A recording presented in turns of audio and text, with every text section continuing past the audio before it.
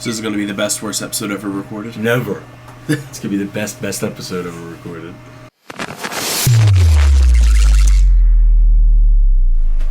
I'm still stuffed. You have no voice from What do you mean? From Super Bowl. I sound fine. We have a heater running in the background because it's too fucking cold outside. It is very cold outside. It's going to be a great day. It had to have been some 48-hour nonsense. Of what? Of my sickness. Same. Because I went down around like noon on Friday. I started heavily declining and then was like bedridden by the end of the night. Same. It was the same thing for me Thursday. It was Thursday night and Friday I felt like ass. And then by Saturday I just have this horrible cough I can't get rid of. Saturday I was still bad. Saturday I had to medicate myself to go to work. Not like weed, like actual medicine. Get your head out of the gutter. Like Sunday, I woke up and I didn't feel great, and I forced myself to go to work. And by the time I got to work, I was like, "This is fine." And then we were just fine. We're just fine. I just still have sinus stuff. I feel you. That's just how my life always is. So I didn't watch the Super Bowl. What? How was I going to watch the Super Bowl? Is that working? It's not on the TV? I don't have a TV in the lobby now. I told you this.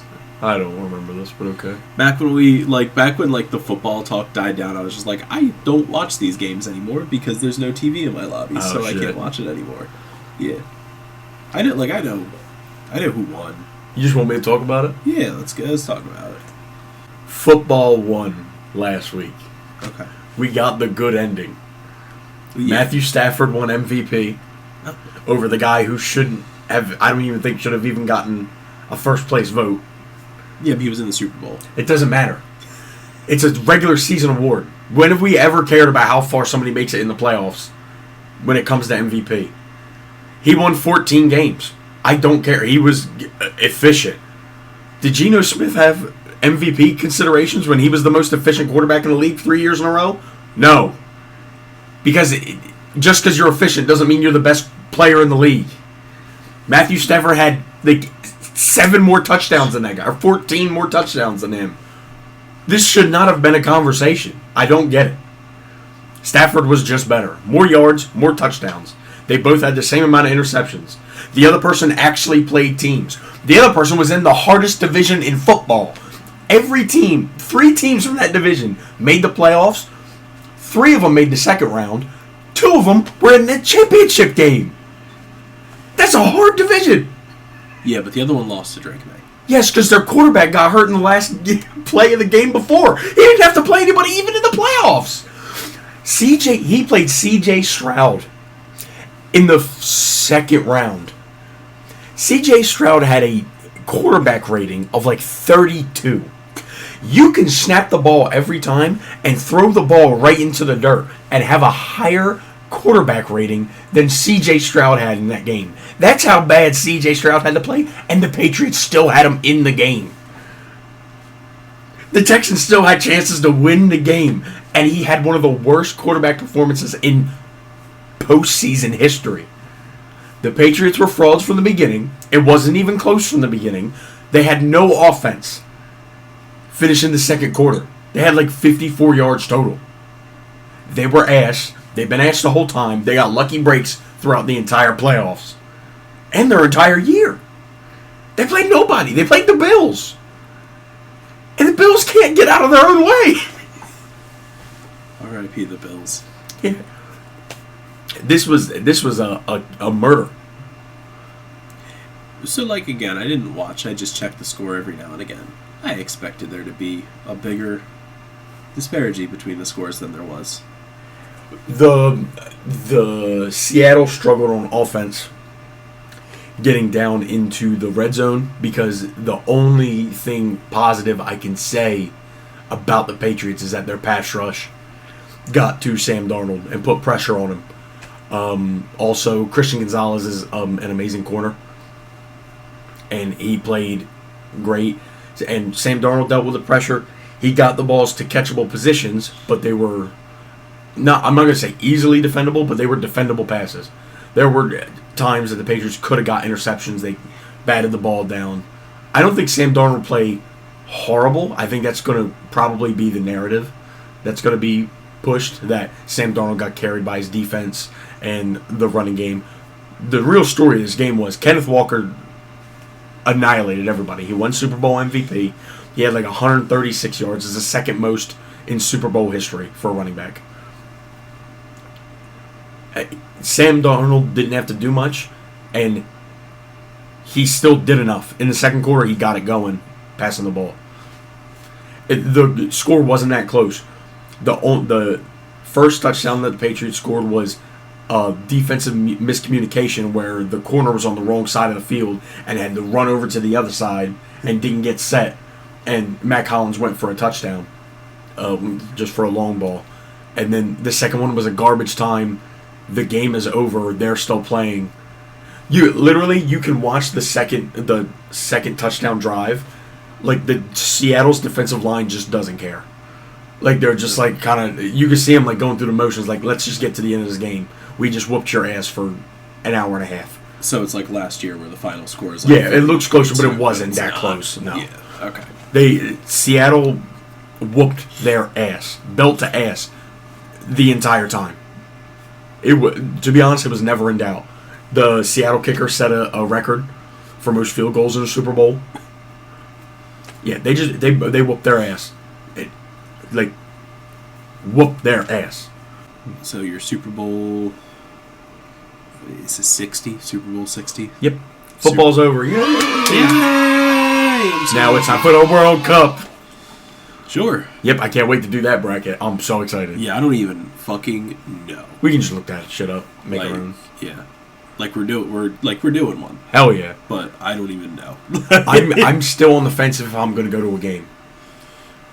I want to. There's a game at the Link. It's $250 a ticket. Yeah, that's where I'm at. It's Ivory Coast Curacao.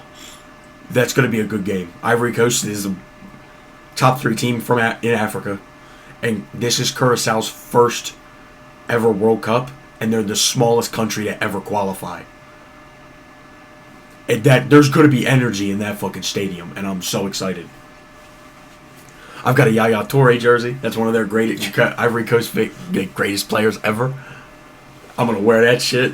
I'm with the boys. What's the one? I want to say there's a game at the Link, and it might even be Team USA versus a different team, but like the other team has like 4 or 5 Union players on it. So it's like, this isn't even a home game for the U.S. I might be misremembering that. There's something like that. Well, in the group. Their group is Iran and Paraguay, and then a team from a playoff that hasn't been played yet. So I would assume it's Paraguay. I do not, because I don't think there's not a lot of Iranian players in the MLS. So it's not Team USA. It's Jamaica and Haiti, and yes. Haiti has like 4 players that are all Union players. Yeah, he's fire. So I think that's a qualifier game. Because I don't think they both qualified. Maybe they did. I can't remember. Bro, I get fed stuff by the TikTok machine. I know that's right. I looked and saw confirmation that the 4 Union players were on Haiti's team and that they're playing Jamaica at some point. I might still be wrong. I don't know. There is a website where you can do a bracket for the World Cup. Because I remember I did one like a couple months ago. And I think I had Portugal winning. So I'll have to do that again, see if my opinion's changed. It hasn't. Oh, we didn't talk about in the Super Bowl? The banger halftime show. I was going to say, you still can. Bad Bunny is like, I'm sure it was straight great. fire. I looked up the whole set list, and I listened to it again on the way to coming up here this morning. I was going crazy. That was the craziest thing like I've ever experienced. Like the outrage that was Bad Bunny doing the halftime show. I was like, this doesn't make any sense to me. I was like, it's like Spanish music. All it is energy. Why are we not excited? Sorry, it's not Katy Perry for the 12th time, or whatever white pop star that's popular at the time. Sorry, I don't want to listen to Justin Timberlake again. Like,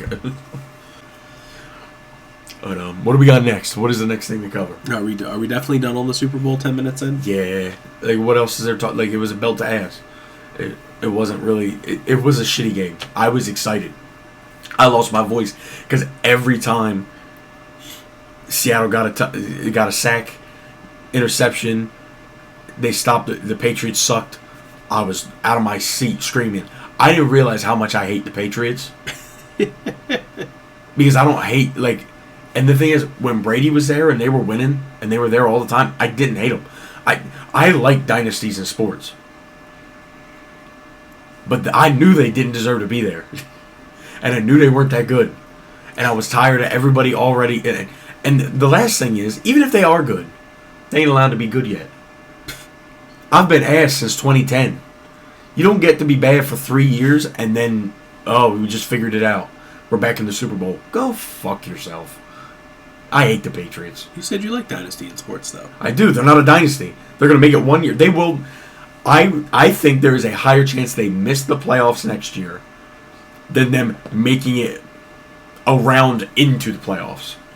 I mean, you're probably right, but yeah, bad for 3 years and then good again is how dynasties tend to go. They just come back. Well, the Patriots were good for 20. That's a dynasty. It is a dynasty. It's a good dynasty. Fuck the Patriots. Yes. Sorry, Mom. I don't know. There's like two other things. I thought I was going to have Pokemon news, but I don't. I keep seeing like everybody thinks they have news, but I don't know what's real.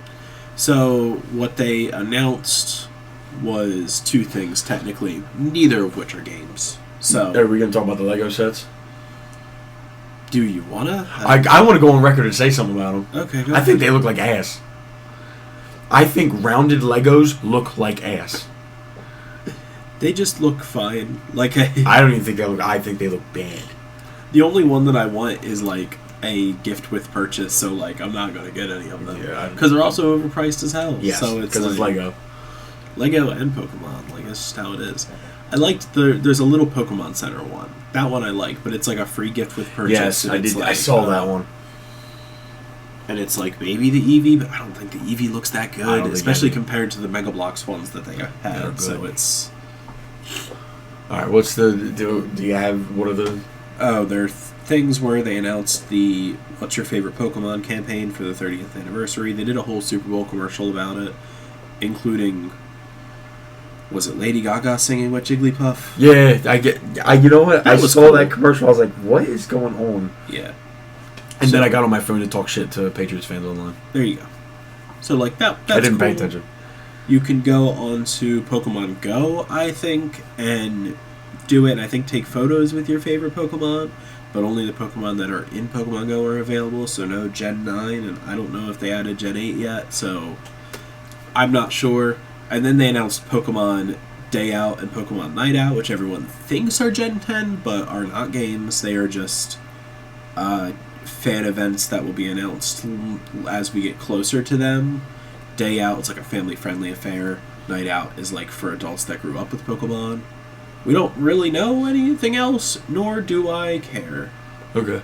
Like, maybe if there's one close by, I'll be like, yeah, let's check this thing out, but probably not. Yeah. Because, like, Pokemon fans in real life... Suck. I deal with that a lot already. I deal with that a lot more than I think I want to. And it's not great, so... Yeah. But no games. No... We really thought Gen 10 was potentially going to get revealed, but I think they're saving that for the actual anniversary date. Yeah, they're waiting. The knowledge that Pokemon had a 1-minute commercial airing during the Super Bowl was the, like... Could this be the announcement? Because they probably spent more on that commercial than they did on the entire development of Pokemon Legends ZA.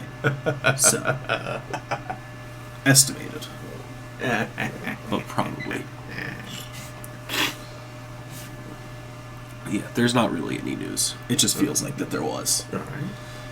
Good. Moving on. What's our next topic? Roll me into something. I hate the MCU.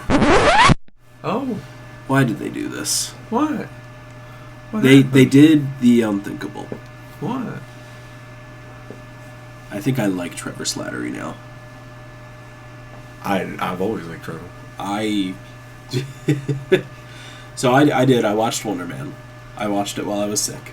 Banger! It is very good. It's a banger! Disclaimer here. When talking about Wonder Man, we'll be talking about... When we've been talking about the MC movies as we've been going through them, we've kind of been not talking about what comes after and only segmenting it. I guess we're technically keeping that rule, but given that we're talking about Wonder Man, the thing that just came out, everything is fair game while we're talking about Wonder It's also Man. a show. We aren't covering any of those Yeah. shows. Oh, we're covering this one because we watched it. Yeah. It's new. Because it ended up being good. Yeah, Unlike that most too. of their other shows. Yeah, this is the best of them, isn't it? No. Oh, what's better?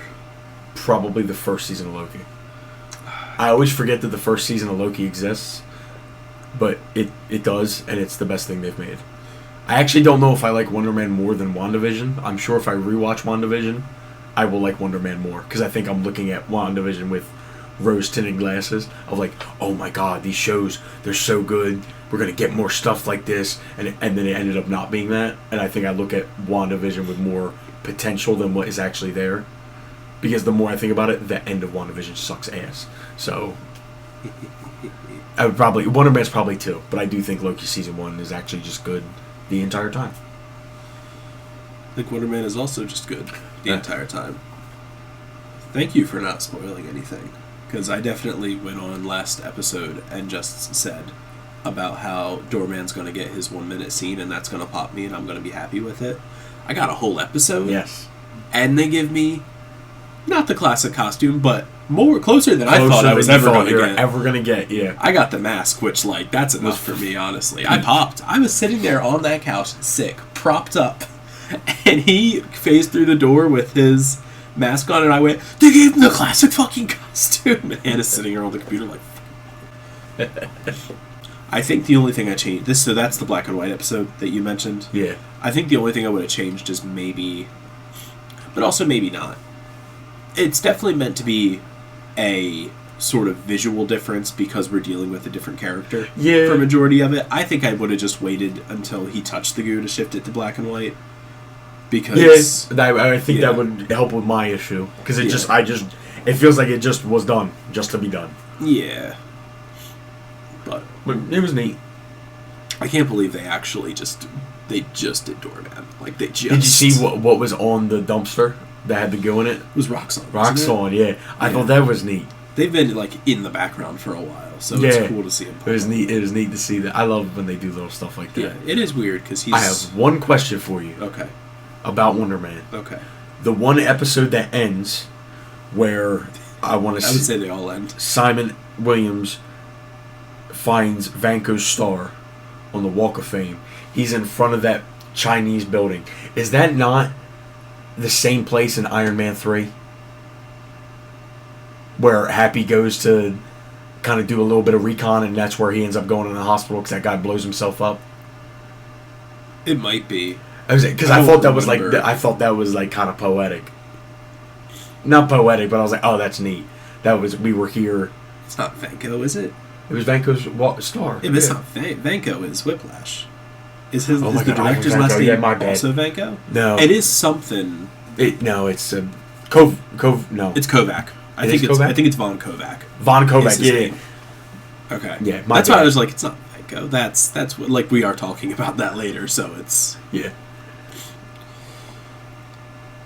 After disliking the Mandarin twist in Iron Man 3 when I first saw it, and I liked Shang-Chi, I didn't love the comedic Trevor Slattery that we get in that. He kind of got on my nerves at some point.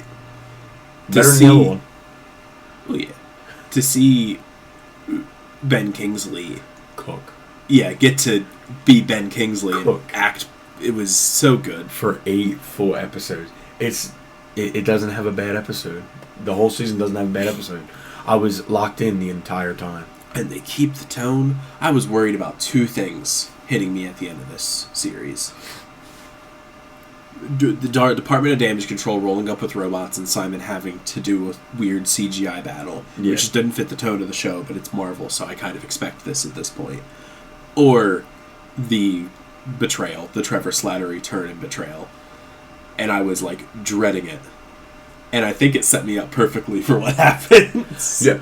So, when did you realize that Trevor didn't betray him and Trevor went full Mandarin? So, when they do what I think counts as the betrayal scene here, which is just Simon finding out. Yeah. He doesn't really betray him, but when Simon finding out, Trevor's reaction was, I don't think he betrays him. And maybe it's because I was sick, maybe it's because I was just locked in to enjoy the ride. I at no point did I ever consider that he was going to put the Mandarin costume back on. I called it when Simon explodes, and and then they cut to like the woman who writes the blog, and there was an explosion downtown. I'm like, I don't know why I thought that, but I was sitting there with my girlfriend. I'm like, Trevor's gonna take the fall. He's gonna go full Mandarin because they talk. I understand that that's how people know him in that universe. Yeah. Like, oh, you're the Mandarin. There was one too many. Oh, you're the Mandarins for us to not get, especially when the one episode opens with him auditioning to be the Mandarin. Yeah, a lot of Mandarin stuff. I was like, which was cool. I was like, it's coming back. He's gonna be dressed up, and I was like, and it was perfect, and it was so good. And then I didn't even consider it until so basically they had me hook, line, and sinker for the finale. 100%. And I told you I kept falling asleep during the finale because I was sick and it kept claiming me. It was around the movie premiere. So, in my watch through, I got the Mandarin twist organically. And I get it. When Trevor calls him, and this is probably my favorite scene in the show, is the Mandarin twist happening. He calls him and he is just telling him the goodbye message. And I'm just like, Trevor, how are you even going to fix this? What the fuck are you even going to do? Just senile old man who I love and adore now, and I can't believe they've done this to me. He's amazing. And then they do the confession video, and I was like, what? And then I saw, the minute the 10 Rings logo pops up, I was like, he didn't. And then as it's going, I'm like, no, because I know what this means. So good. And then the most comic accurate looking Mandarin we've had. Yeah. Because he has the long hair and he has the goatee. Yep. And they snuck that in without me So realizing good. it. The goatee, the costume, the 10 rings, which appear in an episode before the end of the glasses and the 10 rings are in his case. I was like, damn. They actually fully redeemed this character for me. Oh yeah. They made this work. And I like seeing all the stuff with the Mandarin before like I said, the audition, that was so cool. Him and going actually back into it. I got a question for you, an opinion piece. Is Simon Williams the character, not the actual actor, the character? Is he not a great actor? What, Simon Williams? The character, The MCU character? Yeah. No, I think he's really good. Why? Okay, it just feels like that. It feels like he's not. Oh, I just think he's autistic. Oh, okay. Wait, I forget the actor's name. I looked it up before this. Oh, yeah. No, you're not completely off. What is it? You'll be able to read that better. Oh, Yahya Abdul-Mateen. Yeah, he's a great actor. Yeah, he is. And his portrayal of Wonder Man of Simon Williams is very good. Yeah. I think what gets me is a lot of Simon's, when Simon is acting, it seems very static. And I could be fooled into thinking that that's that's actual acting, and that some acting is not expressive. And then I see Simon Williams be expressive as hell when he's going through his inner turmoil. And so I don't know. Just what the scene calls for, Okay. man.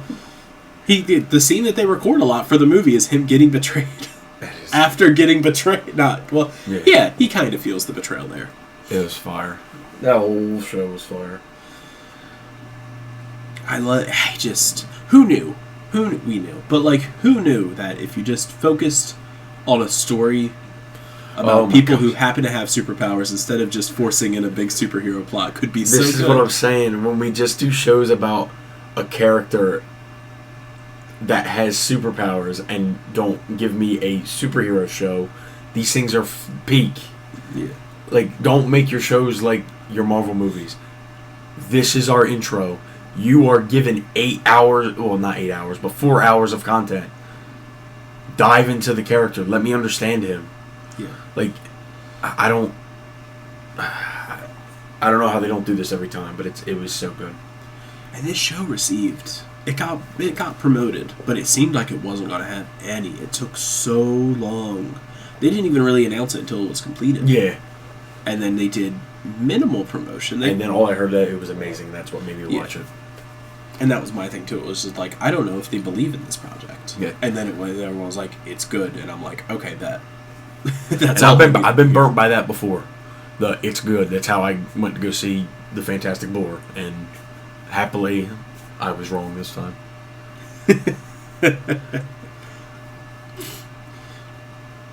Yeah. I also didn't. So I then sit down. This was yesterday. To actually sit down and watch the finale. I was feeling better. I was like, I'll be able to stay up. I started from the beginning because I was like, I could live this Mandarin twist again.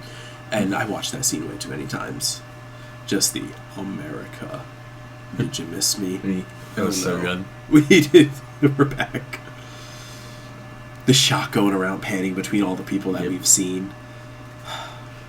Then him acting to a tennis ball because Von Kovac doesn't miss a shoot day. I love that. I was so confused. What? It was in a good way. I was confused in a good way, and then it all came together. He's on the red carpet. I like that they showed black fans dressed up in the old 80s Wonder Man gear. I like, because, like, obviously that's the important part of doing a race swap like they did in universe for the Wonder Man show. But, like, it's a good show not tell. He's not sitting on an interview panel telling you about how representation matters. Here's a physical thing happening about why it matters. His agent no longer being mad about him going behind her back to audition for the role. But congratulating him and being like, Trevor was right. We have a bunch of things. Oh, where is he? And then it just looked like we moved on. And I was just like, I feel like I want him to be more torn up. Okay, so he's gonna shadow this guy to understand his life. It's a very Simon spent the entire series showing that he's very in depth. He's very creatively into it. When did you realize that guy was a guard at the prison? When they were driving to the prison. Okay. My girlfriend called it as soon as they're at the bar, and he's like, well, what do you care about what I do? And she literally goes like, we're sitting right next to each other. She does one of those like double pats on your shoulder. And I was like, what? She's like, he works at the prison. I'm like, what? And then as soon as he makes mention of like, when you work with the kind of people I work with, I was like, oh, shut up. You're right. And then it was like 2 scenes later, they're driving to the prison. I was like, oh, that's so cool. So here, maybe I would have been able to call it, except for one thing that I did to myself. When they were talking about their high security prison, I thought they were talking about the raft. Oh, you didn't? Okay. So I didn't clock some prison in the desert somewhere. Yeah. So this was, to me, completely away from where the maximum security prison is. Yeah, they showed it earlier on in the season. They show it on like an image or something, but it might have even been in the Doorman episode that they show it. It was... I don't think it was the Doorman No, it's episode. in the meeting where he's like, we're going to have budget cuts. That's where they show it. Yeah, they have it up on a screen, but it was like... I don't know. In my head, I was just like, oh yeah, they're talking about the and raft. we've seen it in something else. There's another show or movie that She-Hulk. Was that or was that the raft? No, that's in She-Hulk. I'm almost positive that's in She-Hulk. Okay. Are you sure that's not the raft? I'm almost, I'm 99% positive it's that and not the raft. I think the only time we've ever been to the raft or seen the raft is in Civil War. Okay. Because I can't think of any other time where we fly to the ocean. All right. I mean, that's just completely on me. Okay. So, but again, I did see it in that episode before. What it looks like. So when they drive up and it reveals, I was like, oh no, we're not done. He's busting his buddy out. Oh, thank God they had such good chemistry. Thank God, because that could have broke that show if they didn't. We know about your little bromance. So yeah, Peak, watch Wonder Man. Even if you don't like regular Marvel stuff, watch Wonder Man. Yeah. It's just good. Yeah. There's so much stuff we just didn't touch on. Yeah, my girlfriend knows nothing about Marvel and was like, that show was really good. So. Yeah, it touches on family dynamics. Him and his brother, I really like that dynamic. Yeah. I believe in you, but at some point we have to call it. Yeah, you have to be realistic. And him being, like, worried because the New York Times went after him. He's just being like, no, I love him. He actually did it. Like, I doubted him, but what can you say? He's the main role. His moment with his brother on the red carpet when he talked about his dad. Oh, my God, I cried. Oh, my God. I tried so hard not to. I'm like, oh. He's like, Dad would have loved if you would have been. Dad would have loved to have seen that. Stop. Sorry. Getting emotional. That's what good content Good does. content. Good content. Pink. You want to talk about some bad content? What are we talking about? The next movie on the MCU watch list. Roll the projector.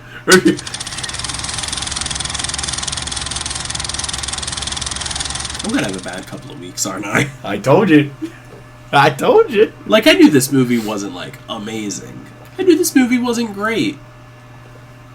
Holy shit. It's good for 25 minutes. Which 25 the minutes? Opening. I think the opening 25 minutes. No, like, I can I'm agree in with it. I'm this. like, oh, okay. The first scene at the expo and the court scene are really fun. Yes. I was like, what? I was like, I said this out loud on watch. I'm like, I'm whack. I was like, I know I'm a Hulk stan, but there's no way I said this movie is worse. And then the movie finished, and I was like, no, I'm right. So here's the thing. One, I don't think it's worse than The Incredible Hulk. Oh, I think it is. It definitely got a lot lower ranking than I think I would have guessed of where I would have put it before. I don't Here's know the thing. how if you could say the last fight in The Incredible Hulk is bad. This one is atrocious. This might be the worst final fight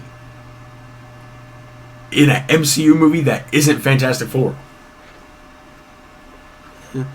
Nothing happens. What's going to happen? They're all drones. You just cut them up. When the big bad shows up, nothing happens.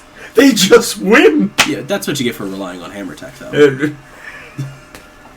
It wasn't hammer tech. It was Vanko tech. I'm going to hit him with the ex-wife. Book. Ugh. So, I stand by two of the things that we said before. Sam Rockwell is great as Justin Hammer. Yes. We do get John Cheadle in this movie. John Cheadle? Don Cheadle. I think it was Chon Cheadle, I think is what I said. Don Cheadle is in this movie instead of Terrence Howard. They both do a good job. Yes. However, I think what happened is there's a lot less of those two in this movie than I remembered. No. There's a lot more Vanko in this movie than I remember. And oh my god, is it bad. It's bad. It's so bad. But you know what? There was less bird talk than I thought. Yeah, that's only like one scene. I know. But that's all I think of is my beard. With my beard. No, now he likes the bird. Take the bird. And even like some scenes that I remember being really good are fine. Like the one scene that I remember really laughing about is the one where they're on like the three-way video chat with like Pepper and Tony, and it's when after Black Widow breaks into the hammer thing, and I was like, oh, that's not as funny as I remember it being. Oh no. You're dying?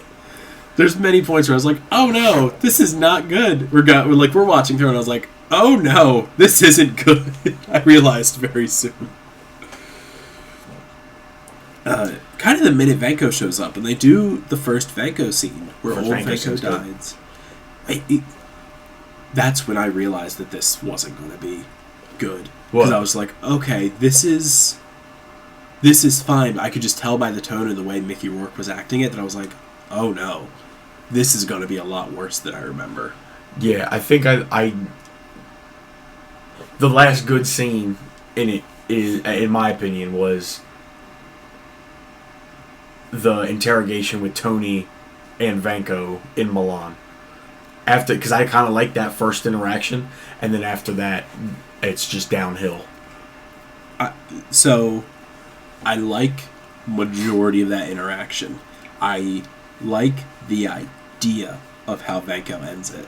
However, Mickey Rourke's delivery is Isn't so great. off-putting. Yeah, it isn't great. I like at the very end, palladium poisoning. Bad way to die. No. But just the way that he goes, and it feels rushed. And I don't... Oh, God. It's not good. The accent is killing me, I'm not gonna lie. The accent's also pretty bad. The accent's killing me. Oh. But I do like the whole fight on the raceway. I thought that was Raceway's good. a great fight. One of the best suit-ups Iron Man gets with the case. Of course, Hannah watched it with me. She made a comment during this when he finally gets the case. She just goes, "I feel like that entire interaction would have been like you, me, and Tanner. Like Tanner would have been happy driving the car, just continuously ramming him, and that's me and you bickering. You just like, give me the case, give me the case." Oh God! All right, Vancos. We can skip that. We talked about it. Stark Expo. Great way to kick off the movie. Him flying in, just like, oh, it's good to be back. It's like, ah, yes, wink, nudge at the camera. A bunch of, again, this movie came out in 2010, I think. Yeah, 2010. So very 2010 of them. Here's a bunch of attractive girls in Iron Man get-ups, and by Iron Man get-ups I mean just an arc reactor on their chest. That's all they have on. Yeah. Very Tony Stark of this. Nice little thing introducing a Stark Expo, which is important for the entire movie. Very important for the entire movie. I think I like that scene too, later on when he discovers the element. It's just a shame that... I don't know. I think that's very contrived. Yeah. I don't know. I'm not in love with...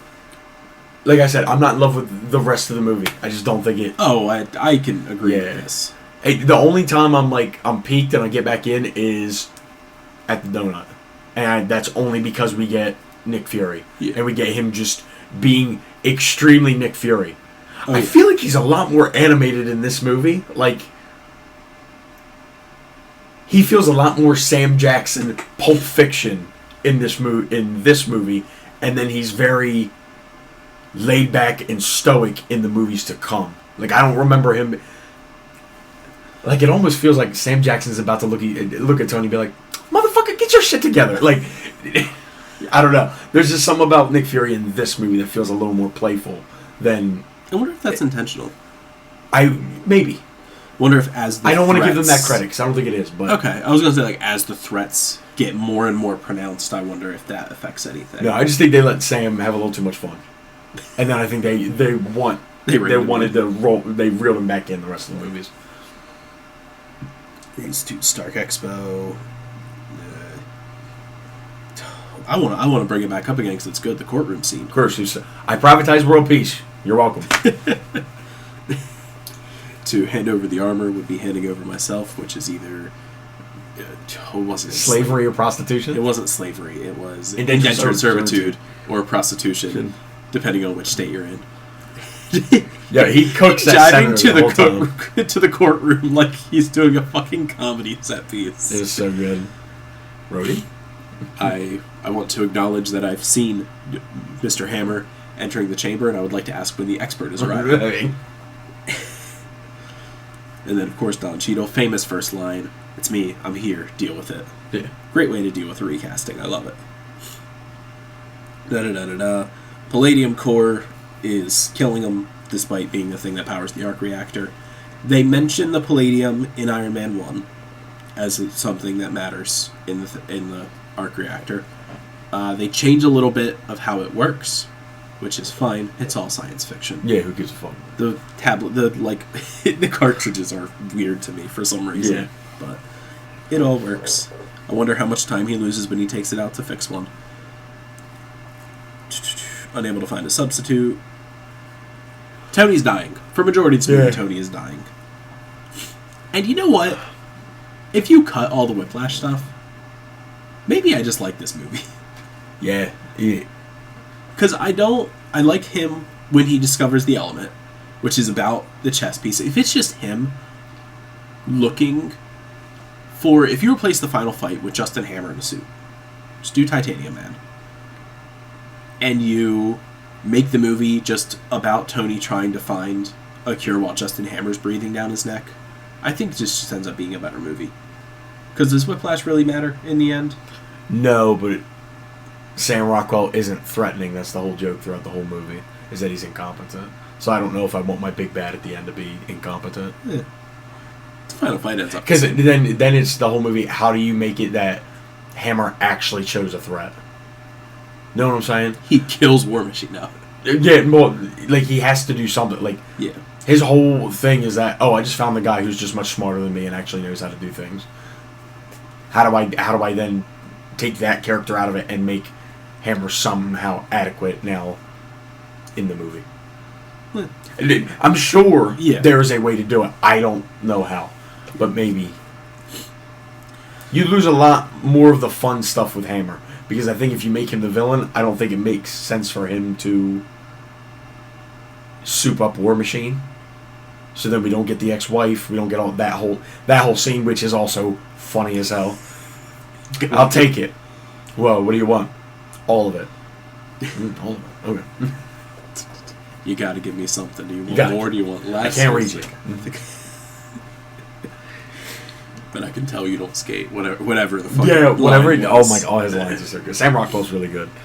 But I hear what you're saying. If Whiplash doesn't exist, the movie's probably just better. Yeah. Even if you do a really contrived, doesn't make any sense reason how Justin Hammer becomes not an idiot, it's probably still better than anything with Whiplash.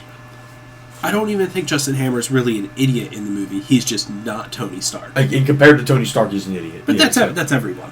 Compared to Tony but Stark, he's really an idiot. Yeah, like he's definitely a lot more. I want it to go on the record that that pilot survived. That might be my favorite line of the movie. Hammer, is that you? Hammer, you're on TV. Oh. Him taking over. The entire courtroom scene is gold. So R.I.P. the senator. I forget his name. I looked it up. He's dead. I know. Stark appoints his assistant, Pepper Potts, as CEO of Stark Industries. Forgot that happened in this movie and it came out of nowhere. I can take it or I can leave it. Yep. I get it. Universe-wise, I get why he would appoint Pepper the CEO. She was kind of running the company already. Yeah. The scene is nice. The scene where he appoints her is nice. That's fine. I don't care for any of the scenes afterwards where Pepper acts as CEO, except for maybe when they're at the expo at the very end and she refuses to leave until everyone's gone. Yeah. I think I do not care for the strawberries scene later on. I don't know. I knew there was a correlation. Yeah, that whole scene. I also don't like that. Like, the table that is super important to him, that gives him the answer to his question, is just in her office, just there. Well, that makes sense. Does it? Yeah. How? Because it's Tony's, and that's all of Tony's stuff in the corner from when it was his office. You don't think that feels forced at all? It's a little weird. I do think there was a better way to do let me rephrase, because I think I'm not explaining what I want to very well right now. The table being there in universe, yes, makes sense for it to be there. The fact that we have to do a breakup lovers quarrel scene right before that feels very forced to get us to that set piece. Sure. When I feel like it could have just been. Yeah, that. I didn't need that. Is... I don't want to talk to you right now. When he's literally about to tell her that he's dying, and he was about to be honest with her, and then she's like, "Actually, don't speak." Blah blah blah. Whatever. I think that is stupid. But okay, so my problem isn't with it being there; it's with the scene that leads us to getting there. Your issue is with Tony and Pepper, which is my issue with the scene. Is it's kind of. I like. I don't have a problem with the destination. I have a problem with the vehicle we use to get there. Yeah. Especially because that table is featured in all of the other tapes that Shield gives him, so you could have easily given it to him that way. Tony, I'm limited by the technology of my time. The greatest thing I ever made was you. Thanks. Yep. Howard Stark is so Howard Stark. Yes. Hires Stark employee Natalie Rushman to replace her as his assistant. Listen, I'm only going to say this once. I knew this was going to bother me in this movie, and it didn't when I first watched it. What? They don't just over-sexualize Scarlett Johansson in this movie. They over-sexualize Scarlett Johansson in this whole entire movie. Yeah. It's actually a lot more troubling than I think I realized before. And like, I think it's a mix of she's hypersexualized in the movie, and Tony is hypersexualized in a weird way. It almost like after the first movie and like the moments you get with him and Pepper, the fact that he's kind of like tongue out of his mouth, drooling over Scarlett Johansson, feels like weird. Especially when it's like, it feels like almost every time when he does it, it's right in front of Pepper. And maybe that's just, now I'm umpteenth movies into it, and I know they end up getting married and having a child. But it's like, I feel like even in Iron Man 2, it's like, yeah, he likes Pepper. Like, even when they're arguing when he gives her the company. Like, they love each other. Like, I don't, at least that's just how I feel, but maybe it's tainted because I know what happens down the road. Which adds another layer of weird to, like, why, like, it's almost like, dude, you have a wife. Like, you know what I'm trying to say? At least it's what it feels like, but, and again, like I said, maybe it's just because I know what happens. But... Oh, don't worry. That's part of my next question for you. Okay. When do you think Pepper and Tony actually consider themselves together? Because Hannah thought that was established at the end of the first movie. Yeah, no, I knew they weren't together, but I knew it was going to happen. Well, obviously, it's by at least the end of the movie. Yeah. But they argue like they're together, and when he gives her the company, it's like, I'm like, oh, okay, you guys are together. But yet they're clear, like but they're clearly not. They're clearly not. The narrative says they're not, but the way that those two act don't. Yeah. Okay. Yeah, and I think that's where I land too. It's like, to me, looking at it, they're not actually together till the end of the movie, but it feels like they're supposed to be the entire time. It feels like this is made, or they act like they are. But again, like, it doesn't make sense. He's quite literally drooling over Black Widow. It's just weird. Black Widow takes out Happy. Poor Happy. Poor Happy.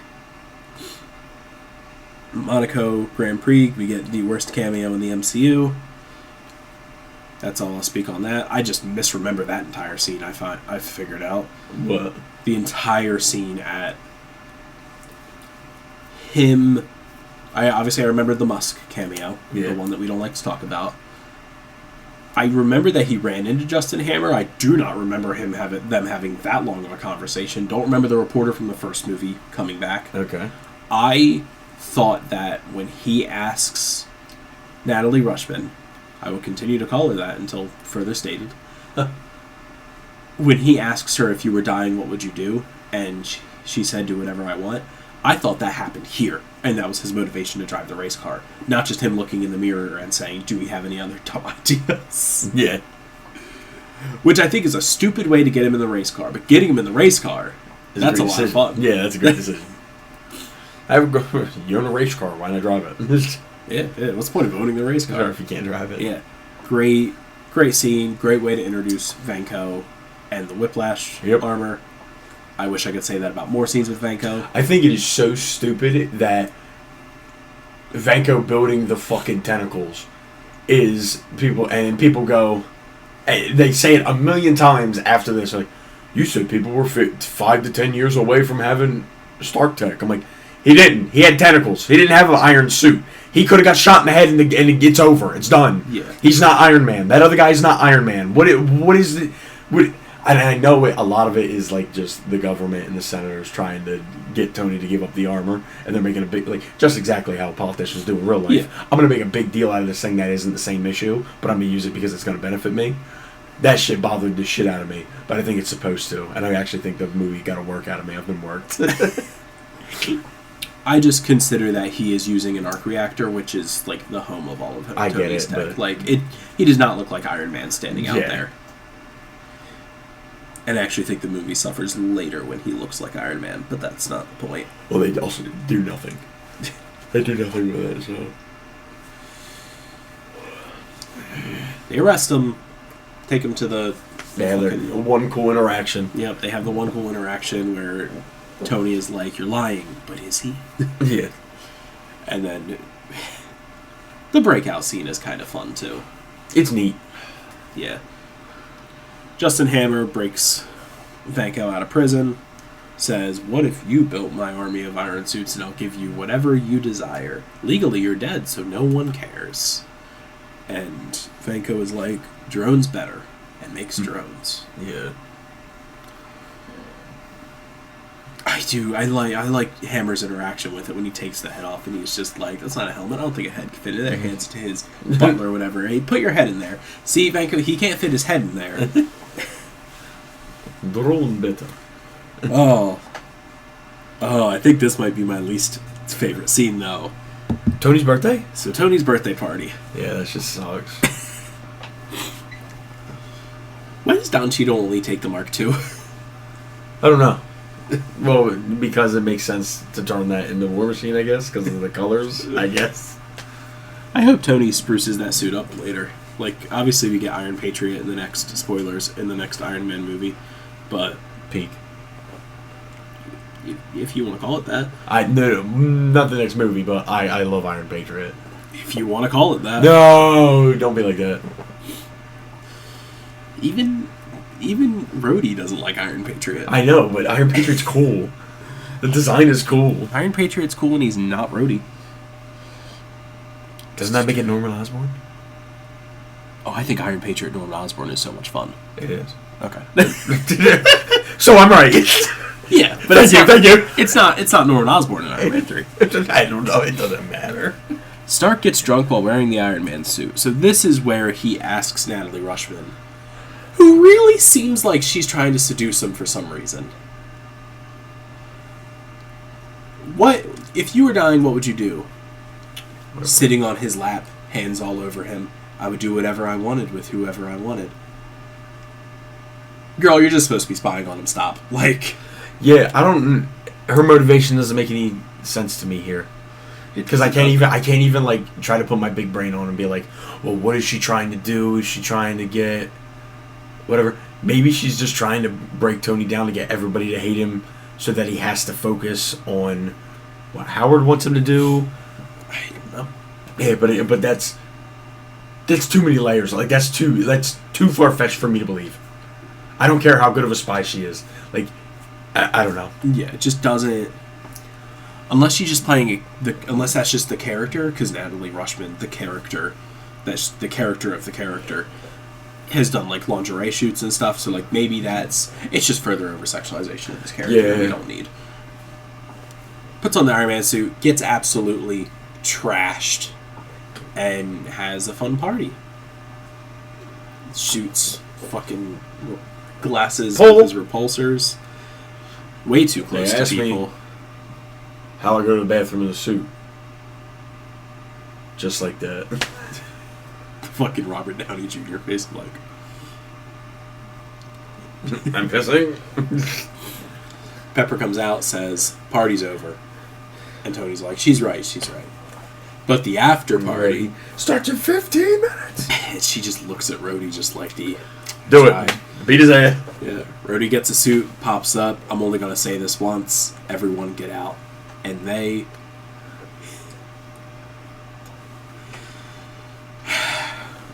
DJ, play me a sick beat to beat my beat.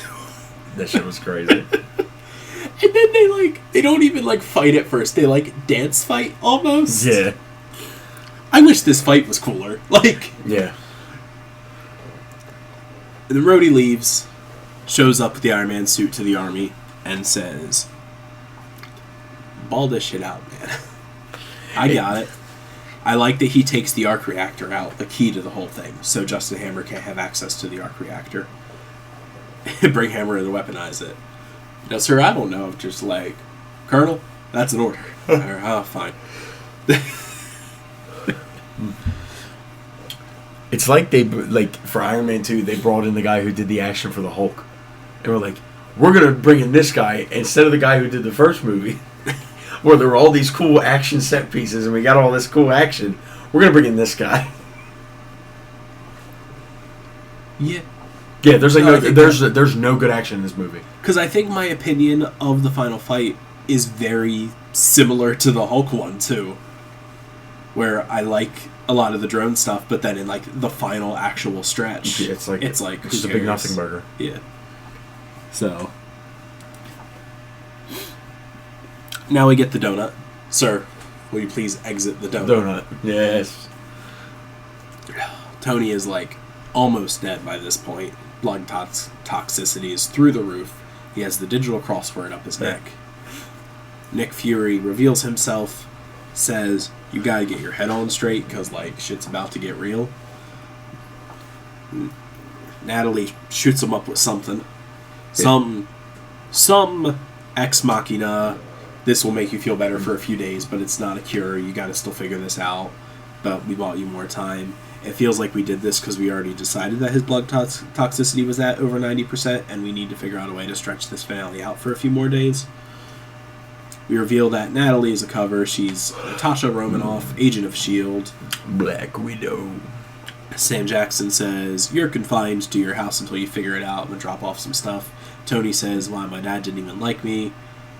Which I feel like we do this every episode we talk about. Everything we talk about Howard Stark is.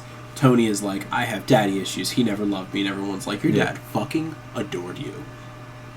And I just don't know if he did, though. Like, Yeah, no. There's a thing with, like, old school white dudes. Okay. Where, like, I love you to death, and I would do anything for you, but I'm hard as fuck on you, and you think I hate you.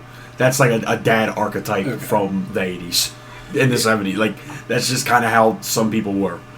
Because even, like, the videotape that he gets of... There's no love in that video. Yeah, he says a bunch of loving stuff, and I'm like, I don't feel that shit at all. And then in the same video, child Tony shows up, and he's just completely cold to him. And it's like, I'm not convinced. It feels like you love that you made a son that can be as smart as you, and not you would love the son that's as smart as you. I think they only, not replicate, when you fix something. Rectify. They only rectify this Howard Stark kind of is just a dick to Tony the whole time until we finally get to Endgame. When he's talking about his son about the being born. It's like the only time I feel like, oh, he's actually excited. He actually, like, it's not like I got my wife pregnant, I'm working on this thing. Like, that's kind of what I feel like at that point we would expect him to kind of be like. But he's like, I'm, like, excited. Like, I'm so worried, but I'm, like, over the moon. That's, like, finally when I was like, oh, okay, no, he actually does. And I don't have to take Nick Fury's word for it, Hank Pym's word for it, or, like, any other fucking character that knew him, it's word for it. Steve Rogers' word for it. Right, yeah, like, I just get to be like, oh, no, he actually does, look at that. Isn't that neat? I think all of the words for it are undercut by every Stark memory that we get of him not being. Was it Civil War one? Yeah, where we get the barf? Yeah. Yeah, that one's... It's not called barf yet in that, but yes. Yeah. Yeah. Anyway, I really like him discovering the element. I like him... I love when Tony gets to be a scientist. Yes, I like the time capsule through time, it being in the expo, which, again, you don't need the layout for that, I think, but I think the layout works.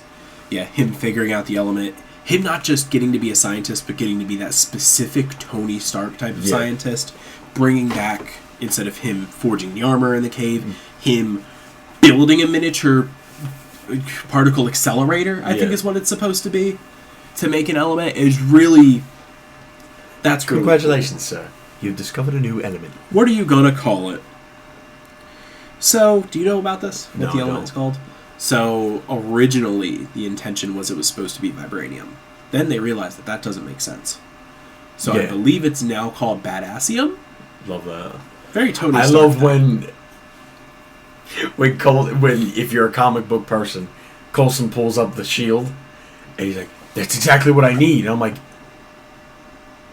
he doesn't put vibranium in his chest. And then he takes it and he uses it to prop up the thing to make it level. I was like, oh, yeah, that's so Tony Stark. And even Coulson is like, you know what this is? Yeah, right? Oh. Maybe it was meant to be vibranium, because then that's a good in-joke going forward. But it's retconned to not be vibranium now. Yeah. Which is probably correct, because that doesn't really make sense. It doesn't make any sense. Just further teasing Captain America. Coulson is there for a bit. He's the one watching him until that scene where he says he's leaving because he has another assignment in... New Mexico. Yeah. Gotcha. He gets the 411 on the real story of the arc reactor. of that Anton Vanko did help create. Yeah. He saw it as weapons potential, so his father had him deported. Good.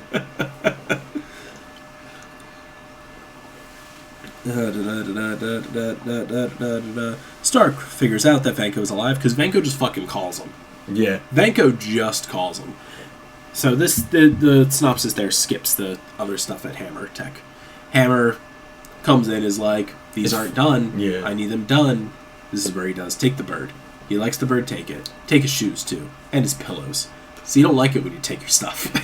It's like, what is this? Says, you need them operational. Da-da-da. These two are going to babysit you. So he hangs the guards. Yeah. Sure, why not? Hacks into the phone lines to call Stark. To threaten them? Yeah. Sure. Tony Stark. Bad guy shit. Yeah, Tony Stark puts it all together. Gets into the new Mark whatever. The suit that ruined Iron Man toys for me. Fun fact. Because at this time, there was a cartoon airing on Nicktoons. Yeah, that's a Iron Man, the Armored Adventures. Yes. Banger. And when Iron Man 2 came out, in the cartoon, he still had the circle chess piece. Oh, and yeah, all the of triangle. And all of the toys at the time had the triangle because Iron Man 2 was coming out. And so there's that. And also my cousin, who at the time was like 6 or like something around there, had an Iron Man action figure and had the triangle piece. And when you hit the arc reactor, it would say things. And I was at church one day, and my aunt had the kids there. Hallelujah. And it was one of those like moment of silence right before we start praying. It all goes down, and you just hear out of the middle row, I am Iron Man. And some of us laughed, and some of us got really angry. So yeah, he dons, I think it's the Mark V. Let's say it's the Mark V. That doesn't say it, but I think it's the Mark V. And flies to the thing. Hammer does his show. Army, Navy, Air Force, Marines. This shit is so stupid. And leading my army, Colonel James Rhodes. Pepper looked so pissed off. Oh, Pepper. It's our technology. It's stolen. I don't like that scene. I like the reveal that she is trying to fight that because, yeah. Like, there's a patent on that. So, but it's the military, so she's having issues. But I feel like you could have done that a bunch of different ways without that entire scene existing. You know what I do like? And maybe this is me looking too far and giving this movie a little too much credit. When he is talking to Fury at the donut shop, and Romanoff goes, well, did he really steal it? Was it really stolen? Because you have built-in thing that can shut down any unauthorized use. And maybe this is me looking too far into it, but I'm like, oh, it's because he believes if anybody could be Iron Man if he died, the only person he would trust to do it would be Rhodey. No, I don't think you're reading too much into it. I think Rhodey and Pepper have access to the suits. Yeah. I think those two specifically. Yeah. No, I think that is just... I think that's just how it is. Yeah. Alright, let's get back to shitting on the movie. Because it's ass. Also, from here on out. Another thing in the donut shop. You let your little brother walk in, take your suit, and kick your ass? Thank you, Sam Jackson. I'm telling you, he's a lot more animated in this movie. I love a good Nick Fury one-liner. Yeah. This is my senior quote. Wait, what's the best Fury one-liner? Oh, God. I think there's one and it's not close. Okay, let me hear it. On the premise of it being a dumbass decision, I've elected to ignore it. That's a good one. Bro, that one is it's so good. He has a really good one later in the movie that isn't funny, it's just good, and it's... Oh, God. It was my senior quote. It was literally the quote that I used, because it was a Nick Fury quote.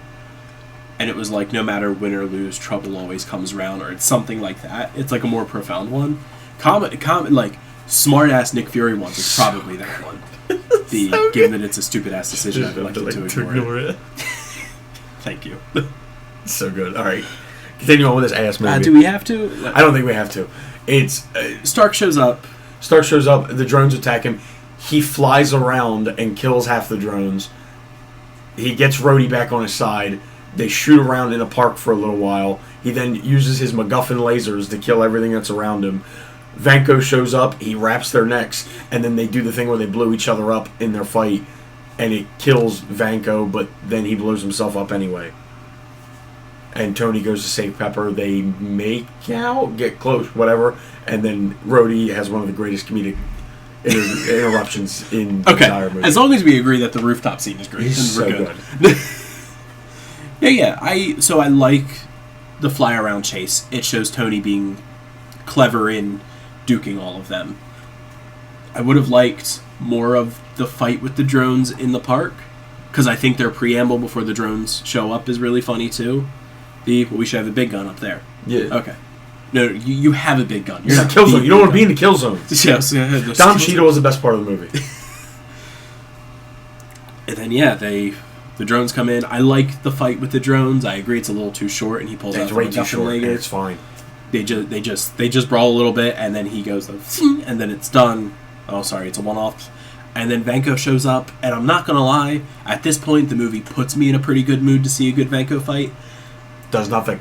And then nothing. And you're right, nothing happened. Nothing. This is where I compared it to. It is just like the last scene in The Incredible Hulk. The Incredible Hulk. The street fight is really fun and really good, and then the rooftop scene is ass. And here the drone fight's really good, and the fight with Vanko is ass.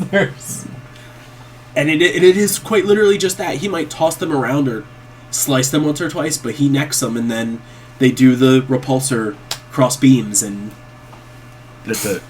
Task. And then Vanko sets himself and all the drones to blow up. He goes, grabs Pepper, because Pepper stayed behind to make sure everyone could get evacuated. They land on the rooftops. Pepper has a nervous breakdown, but it's okay because Tony's there. This feels right? It's right. Rhodey interrupted. Rhodey interrupting is so good. I thought it was a little awkward. Hey, get lost. I was here first. Get a roof. Get a roof is one of the silently funniest lines in the movie. And then it's that little bit, and then me and Rhodey were getting congressional medals.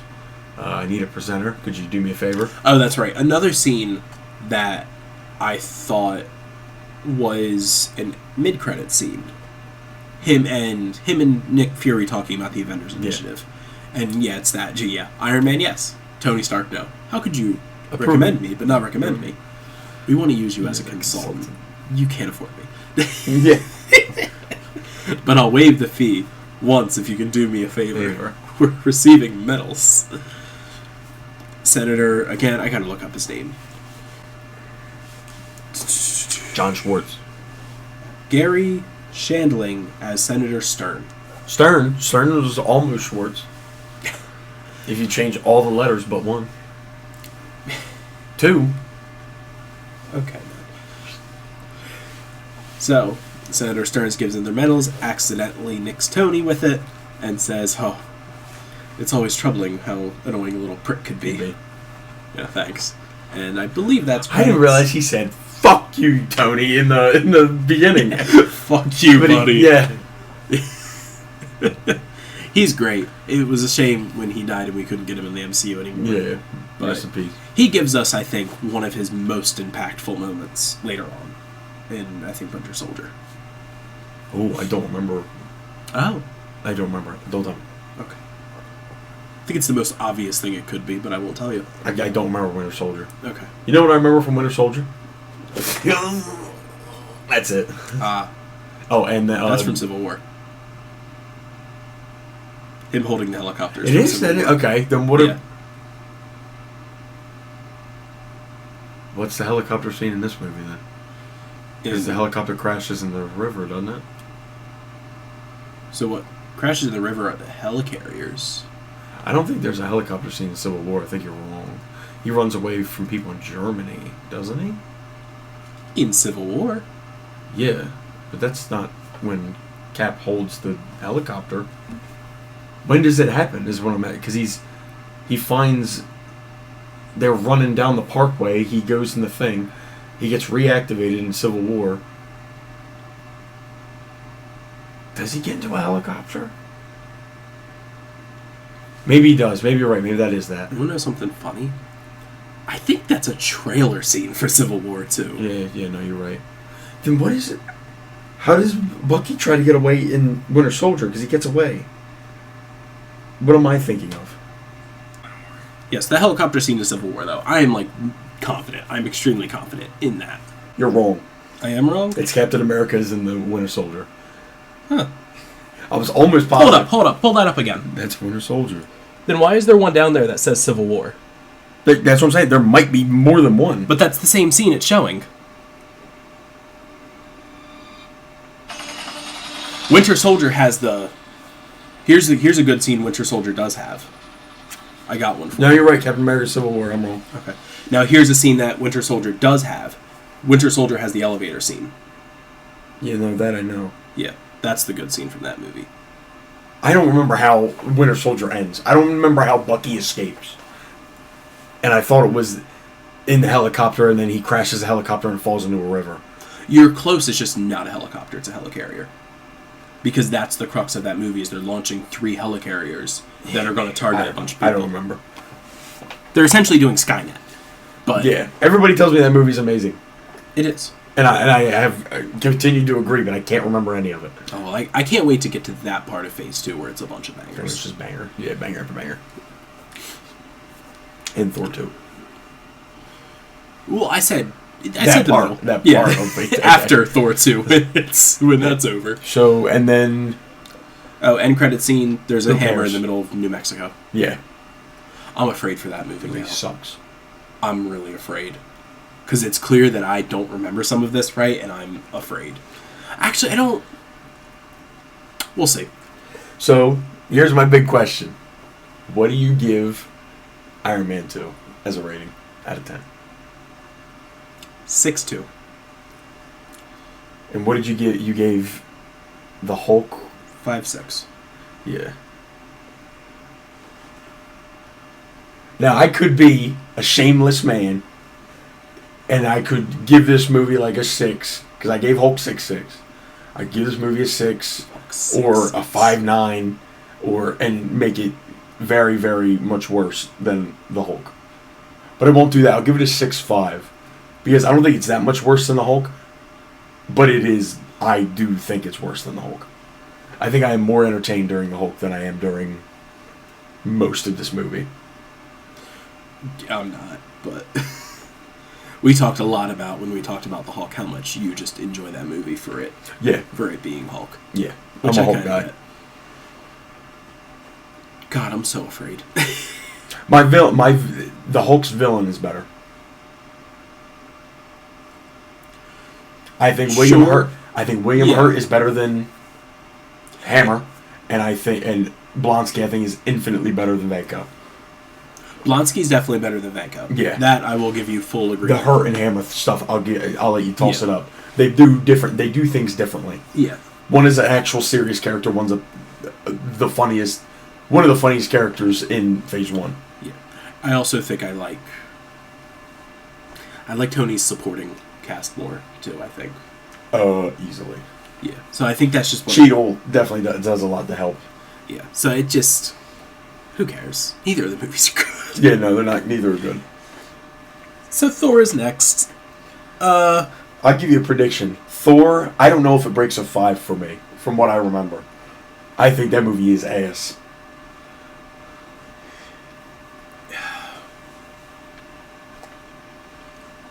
I don't think there's a single good performance in it. Really? Yes, I don't think anybody does a good job. Oh, I don't think that's true. Who? Who do you think does a good job? Hiddleston does a good job. I think he does a job. Okay, certain is not going to be Natalie Portman.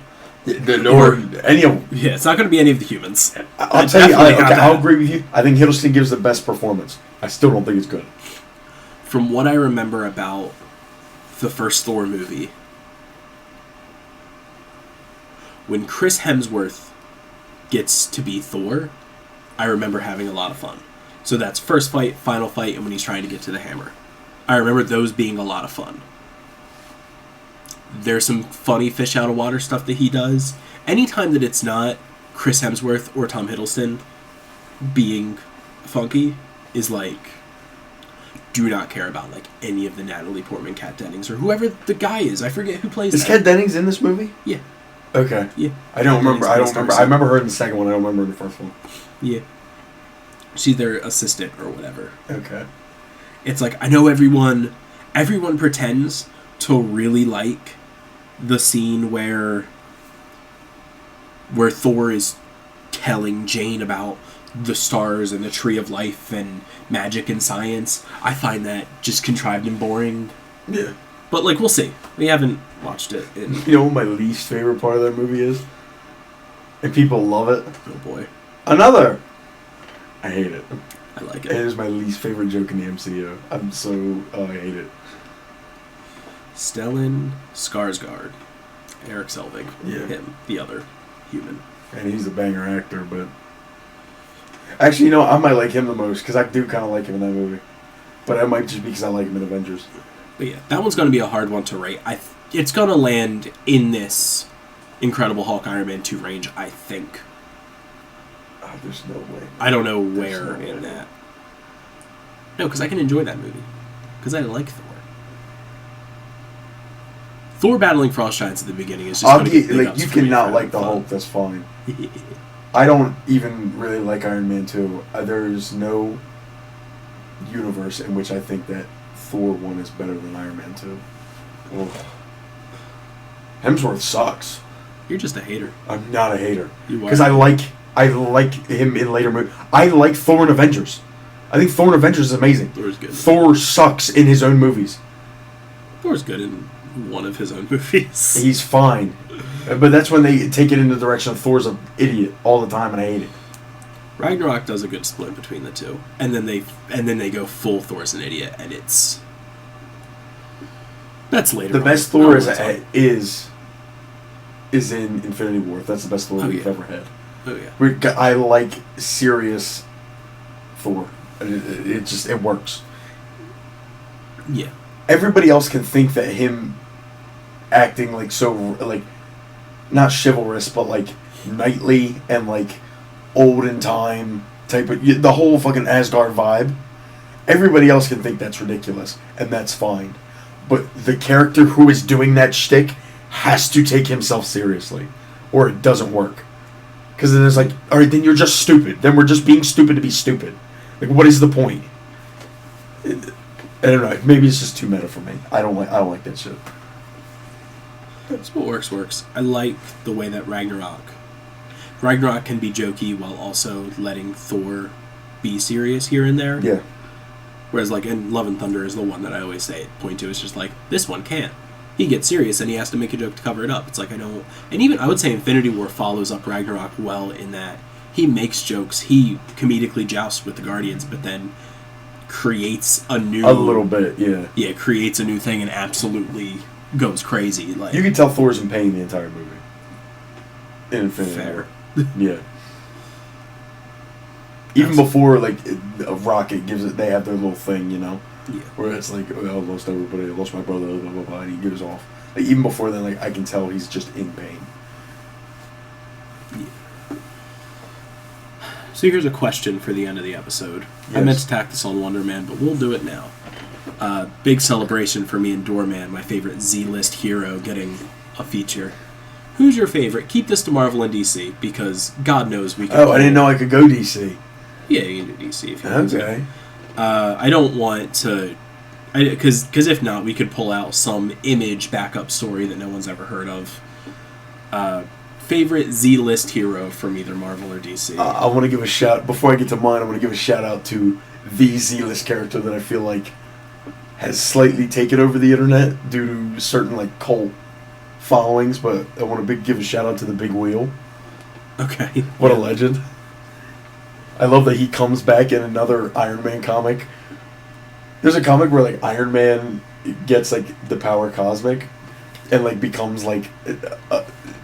literally, he just transmutes his knowledge to everybody on the planet, so then everybody's as smart as Tony Stark, and Big Wheel stops being a villain and fixes traffic. And there's never any traffic ever again. I love that. But my favorite Z list, it's a tie between these two guys, between Dragon Man and Beak.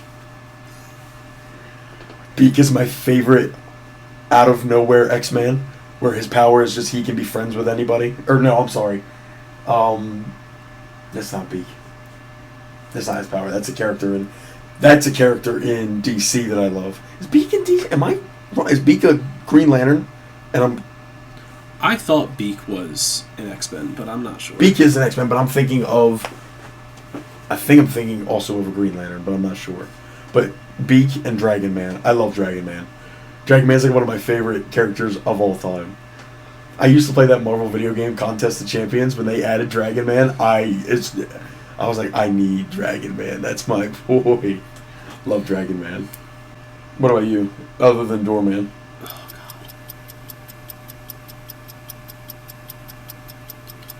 Oh, God. Now, I gave you a day's notice, so you would be able... I didn't need it. Yeah, I know you didn't need it. If you gave me the day's notice, you in fact gave yourself a day's notice. Yeah, but I wasn't going to take the answer. My answer was just Doorman.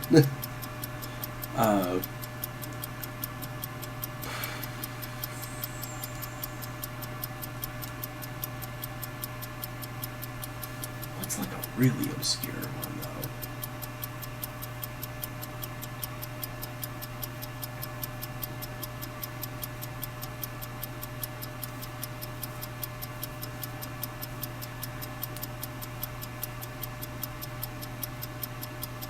You know what?